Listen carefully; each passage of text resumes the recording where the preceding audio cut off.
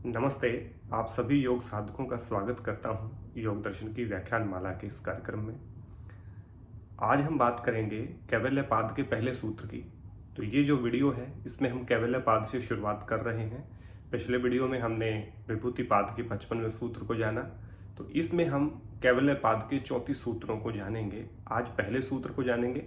तो निरंतरता जो बनी हुई है बहुत दिनों से, और सब आपके सुझावों का, आपके क्वेश्चनों का, आपकी प्रतिक्रियाओं का ही परिणाम है कि कई दिनों से हम निरंतर आ रहे हैं, और ये निरंतरता परमात्मा की अनुकंपा से बनी रहे, ऐसी मैं कामना करता हूँ। तो आप सभी योग जिज्ञासुओं का स्वागत भी करता हूँ और आपको बधाई भी देता हूँ। और जल्द ही हम इन 34 सूत्रों को भी पढ़ करके इसके योग दर्शन के मर्म को समझने का प्रयास करेंगे। तो चलिए शुरू करते हैं आज कैवल्यपाद सूत्र संख्या 1। जन्म औषधि मंत्र तप है, समाधि जा सिद्ध है, ये सूत्र है। इसको जानने का प्रयास करते हैं। माने यहाँ पे सिद्धियों के 5 प्रकार बताए हैं, और वो कहा जन्म औषधि मंत्र तप है, समाधि जा सिद्ध है। माने सिद्धियाँ 5 प्रकार से प्राप्त होती हैं। जन्म से ही प्राप्त होती हैं, कुछ लोगों को जन्म से ही कुछ सिद्धियां प्राप्त होती हैं। जो विशेष प्रकार के लोग आपने देखे हैं उनकी चर्चा करूंगा। उसके बाद कहा औषधि, माने रसायन के माध्यम से भी कुछ सिद्धियां प्राप्त होती हैं। उसके बाद कहा मंत्र, मंत्र के जप से भी कुछ सिद्धियां हमें प्राप्त होती हैं। उसके बाद कहा तप, माने तप का अनुष्ठान करने से भी सिद्धियां प्राप्त होती हैं। और अंत में 5वीं जो सिद्धि कही वो समाधि से प्राप्त होती है। तो समाधि का अभिप्राय क्या है वो भी जानने का प्रयास यहाँ पे करेंगे। तो 5 प्रकार की सिद्धि अकॉर्डिंग टू कैवल्यपाद के फर्स्ट सूत्र के अनुसार माने यहाँ पे कही गई है। तो 5 सिद्धियां हैं, जन्म से, औषधि से, मंत्र से, तप से और समाधि से। ये 5 प्रकार की सिद्धियां इन चीजों से उत्पन्न होती हैं। इनसे सिद्धियों के 5 प्रकार बताए, माने सिद्धियां इन तरीकों से प्राप्त होती हैं। कुछ सिद्धियां जन्म से ही प्राप्त हो जाती हैं किसी व्यक्ति को, कुछ रसायन के सेवन से यानी कि औषधियों के सेवन से प्राप्त होती हैं, कुछ मंत्रों के जप से होती हैं, कुछ तप का अनुष्ठान करने से होती हैं, और कुछ समाधि के अनुष्ठान से होती हैं। तो इनको एक एक जानने का प्रयास करते हैं। बहुत सारे व्यक्ति आपने देखे होंगे कि कुछ विलक्षण प्रतिभा होती है जन्म से ही। किसी को याद करने की मेमोरी बहुत शार्प होती है, कोई खेल में बहुत बचपन से ही बहुत आगे होता है, और कोई किसी कंठस्थ करने में बहुत आगे होता है। तो ऐसे बहुत सारे प्रतिभावान बच्चों को आपने देखा वो जो एक्स्ट्रा टैलेंटेड होते हैं, जिन्हें सिखाया नहीं जाता बल्कि वो ऑलरेडी ऐसा लगता है कि सीखे हुए ही पैदा हुए हैं। ऐसे बहुत सारे बच्चों को आपने देखा होगा। ये पूर्व जन्म के संस्कार कहे जाते हैं। माने जो पूर्व जन्म में था तो साधना थी किसी चीज की, एक पर्टिकुलर फील्ड में वो एक्सपर्टीज थी उसकी, और मुक्ति चूंकि मिली नहीं, कर्म ठीक ठाक थे, तो वापस से जो मनुष्य जो जन्म मिला उस जन्म में वो विलक्षण प्रतिभा बचपन से ही उसके अंदर पैदा होती है। ऐसा बहुत बार देखा गया है। तो जो जन्म से जो सिद्धि प्राप्त होती है वो ऐसी होती है कि जो विलक्षण प्रतिभा पूर्व जन्म में रही वो आगे कंटिन्यू हो जाती है। जिस प्रकार से योगी साधक के लिए कहा कि जिस व्यक्ति की पिछले जन्म की योग की साधना रही है वो केवल ईश्वर प्रणिधान से भी यहाँ पालन करता है। बहुत सारे व्यक्तियों को देखा हुआ जो गुरुकुल नहीं पढ़े या किसी ऋषि के पास नहीं रहे, लेकिन स्वाभाविक रूप से वो यम नियम का पालन करते हैं। वो आसन का अभ्यास कर रहे हैं, कहीं ना कहीं से प्राणायाम सीख लिया है, और इस प्रकार से अष्टांग योग में वो ऑलरेडी प्रणीत हैं। माने ध्यान रखते हैं, धारणा अच्छी लगती है, पेशेंस है, पीसफुल है, द्वंद्व नहीं है, तप का पालन करते हैं।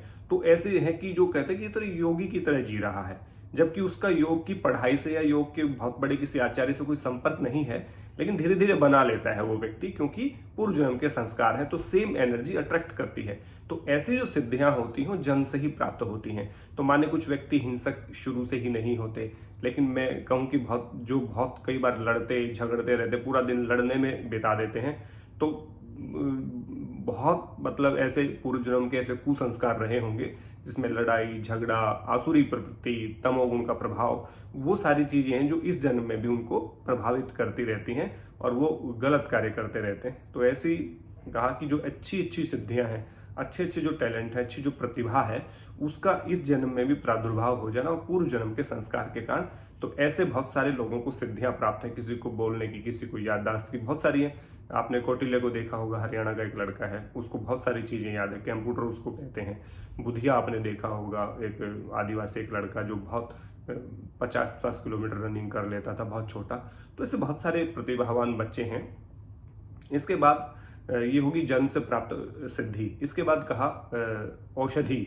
औषधि का तात्पर्य आयुर्वेद से है, माने जो रसायन है जो शरीर को बलिष्ठ करते हैं, बुद्धि को तीव्र करते हैं, भस्म है या और अन्य रसायन है, या च्यवनप्राश है, या फिर और बहुत सारी ऐसी रसायनवटी है, या ऐसी ऐसी औषधियां हैं आयुर्वेद में जो बॉडी को रेजुनेट करने का काम करती है। बॉडी में औज, तेज, बल, बुद्धि, पराक्रम, उत्साह, उमंग, इन चीज़ों को बढ़ाती है, पौरुषत्व को बढ़ाती हैं। ऐसी बहुत सारी औषधियां होती हैं। तो उन औषधियों का पान करने से उनको आयुर्वेद में रसायन कहा गया है, माने जो धातुओं को पुष्ट करे और शरीर को बलिष्ठ करे।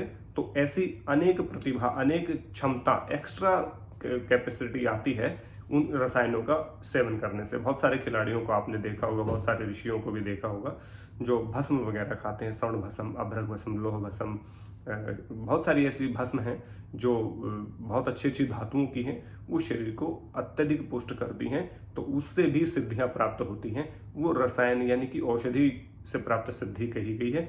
यहाँ पे प्रोटीन नहीं है, यहाँ पे कैरेटीन नहीं है, जो आजकल डब्बा बन आते हैं ना, डब्बे खा खा के जो बॉडी बिल्डर बन जाते हैं, वो वाली बात नहीं है। यहाँ पे रसायन की यानी कि आयुर्वेदिक औषधियों की बात है, ना कि इनकी प्रोटीन और कैरेटीन के डब्बों की बात यहाँ पे हो रही है। तीसरी जो सिद्धि है मंत्र के जप से होती है। मंत्र के जप से जैसे अणिमा आदि सिद्धियों की प्राप्ति होना, आकाश गमन की सिद्धि होना। मंत्र में बेसिकली होता क्या है, हम प्रेयर करते हैं। जैसे गायत्री मंत्र आप ले लीजिए। गायत्री मंत्र क्या है? गायत्री मंत्र में बुद्धि को की प्रार्थना की गई कि मेरी बुद्धि सात्विक कार्यों में लगे, मेरी बुद्धि अच्छे कार्यों में, सन्मार्ग में प्रेरित हो। तो उसका भाव मैं आपको बता देता हूँ गायत्री मंत्र का। तूने हमें उत्पन्न किया, पालन कर रहा है तू, तुझसे ही पाते प्राण हम, दुखियों के कष्ट हरता है तू। तेरा महान तेज है, छाया हुआ सभी स्थान, सृष्टि की वस्तु वस्तु में तू हो रहा है विद्यमान। तेरा ही धरते ध्यान हम, मांगते तेरी दया, प्रभु हमारी बुद्धि को श्रेष्ठ मार्ग पर चला, दाता हमारी मेधा को सन मार्ग में चला। ये इसमें बुद्धि की मांग की गई है। तो गायत्री मंत्र है, तो बुद्धि यदि सही होगी तो अच्छे कार्यों में, सन्मार्ग में प्रेरित होगी। अच्छे कार्य हम करेंगे, अच्छे कार्य करेंगे तो हमारे को सिद्धि प्राप्त होगी। ऐसे महामृत्युंजय मंत्र का क्या है कि हमें अंधकार से प्रकाश की तरफ, और हमें अज्ञान से ज्ञान की तरफ, और मृत्यु से अमरता की तरफ लेकर के चलो। यही तो उसका भाव है। गुरुर ब्रह्मा गुरुर विष्णु प्रार्थना का क्या है, गुरु का वंदन हम कर रहे हैं। योग प्रार्थना का क्या, संगच्छोदम संवदतम समो मनाने से जानताम, देवा भागम यथा पूर्वे संजाना ना उपासते, कि हम सब मिल करके चलें, एक साथ संवाद करें, हम सबके मन एक हों। हमारे पूर्वजों की भांति जो उन्होंने अच्छे कार्य किए उनको भी हम एक साथ मिल करके करें। तो इन मंत्रों से भी हमें अणिमा आदि और आकाशगमन आदि की सिद्धि प्राप्त होती है। तो मंत्रों का भाव बहुत अच्छा होता है। किसी भी मंत्र में अभिष्ट, किसी का नुकसान करने का भाव नहीं किया गया, तो इसलिए मंत्र से भी सिद्धियां प्राप्त होती हैं। इसके बाद का तप से सिद्धि प्राप्त होती है। अब तप क्या है? अनुकूल और प्रतिकूल अवस्था को साम्य अवस्था में सामंजस्य बना के रखना, माने कंफर्टेबल और अनकंफर्टेबल सिचुएशन को अच्छे से डील करना ही तप है। तो अनेकों समस्याएं आती हैं, गर्मी, सर्दी, भूख, प्यास, मान अपमान, जय पराजय, ये सारी चीजों में अपने आप को सम बनाए रखना तप है। तो तप यदि करेगा तो उसके अभिष्ट सिद्ध होंगे, उसके संकल्प की सिद्धि होगी, जो वो चाहता है वो कर पाएगा, क्योंकि उसने तपों को, द्वंद्वों को सहा है। तो तप से भी अनेकों सिद्धियां, पढ़ाई की है, एजुकेशन की, आप जॉब प्राप्त करना चाह रहे हैं, बिजनेस करना चाह रहे हैं, उसके लिए तप लगता है, और तप के बाद आपको सिद्धि प्राप्त होती है। तो तप भी सिद्धि का एक बहुत बड़ा माध्यम है। तप के बाद कहा समाधि। समाधि वही जो कि हम पिछले विभूति पाद में करके आए हैं, जिनका वर्णन, धारणा, ध्यान, समाधि को एक रूप में प्रयोग करना, माने संयम। तो यहाँ पे कहा गया कि जो पूर्व पाद में यानी कि विभूति पाद में जिन सिद्धियों की बात की है, तो वो समाधि से प्राप्त सिद्धि है, क्योंकि धारणा, ध्यान, समाधि की एक रूपता के साथ हमने संयम किया, जिसको संयम कहते हैं, और उसी को यहाँ पे कहा समाधि से प्राप्त सिद्धियां। तो समाधि हमारी विभूति पाद की की बात है जिसमें अनेकों सिद्धि हैं। चंद्रमा में, सूर्य में, कूर्म नाड़ी में, समान प्राण में, उदान प्राण में, अनेकों जगह पे ये जो सिद्धि की बात की गई वो सारी सिद्धियों की बात यहाँ की गई। सिद्ध है यानी कि सिद्धि प्राप्त होती हैं। तो कहा जन्म औषधि मंत्र तप है समाधि जा सिद्ध है, यानी कि जन्म से ही प्राप्त होती हैं कुछ सिद्धियां, कुछ हमें औषधियों के रसायन के प्रयोग से प्राप्त होती हैं, कुछ मंत्रों के जप से होती हैं, कुछ तप का अनुष्ठान करने से होती हैं, और कुछ संयम से यानी कि धारणा ध्यान समाधि का एक रूप में प्रयोग करने से होती हैं। तो इस प्रकार समाधि जो सिद्धियां हैं, 5 प्रकार की सिद्धियों की बात कैवल्यपाद के पहले पाद में की सूत्र में की गई है। आशा करता हूँ व्याख्यान आपको पसंद आया होगा। जल्द ही बाकी के 33 सूत्रों को भी लेकर के आपके सामने उपस्थित होऊंगा। तब तक अपना प्यार और ये जो अटेंशन है आप देते रहिए, और निरंतर हमारा योग परिवार बढ़ रहा है, उनके लिए सबका अभिनंदन करता हूँ, सभी नव आगंतुकों का। और यदि इस सूत्र को जो मैंने अभी आपको एक्सप्लेन किया इसको आप पढ़ना चाहते हैं तो आप नीचे डिस्क्रिप्शन में जाएंगे, इस वीडियो के डिस्क्रिप्शन में मैं इसका लिंक दूंगा, वहां जाकर के आप मेरी वेबसाइट पे इसको पढ़ सकते हैं। मेरी वेबसाइट है drsomveerयोग.com। वो drsomveerयोग.com वैसे भी आप सर्च करेंगे तो हो जाएगा, लेकिन पर्टिकुलर ये व्याख्यान जो मैंने दिया इसको पढ़ना चाहते हैं, मतलब इसको लेख के रूप में पढ़ना चाहते हैं, तो मैं इस लेख का लिंक जो कि मैंने वेबसाइट पे अपलोड कर रखा है उसका लिंक मैं इसके नीचे डिस्क्रिप्शन में दूंगा, वहां जाकर के आप इसको जरूर पढ़िए। आपको पढ़ने में भी आनंद आएगा और फिर आपका जो सुझाव हो मुझे जरूर दीजिएगा। और आप सब स्वाध्याय करिए, सानिध्य करिए अच्छे व्यक्तियों का, और योग अभ्यास करते रहिए। इसी आशा और विश्वास के साथ जल्द आपके पास उपस्थित होता हूँ कैवल्यपाद के दूसरे सूत्र के साथ। तब तक आप पढ़ते रहिए, देखते रहिए, सुनते रहिए। जय हिंद, जय भारत, नमस्ते।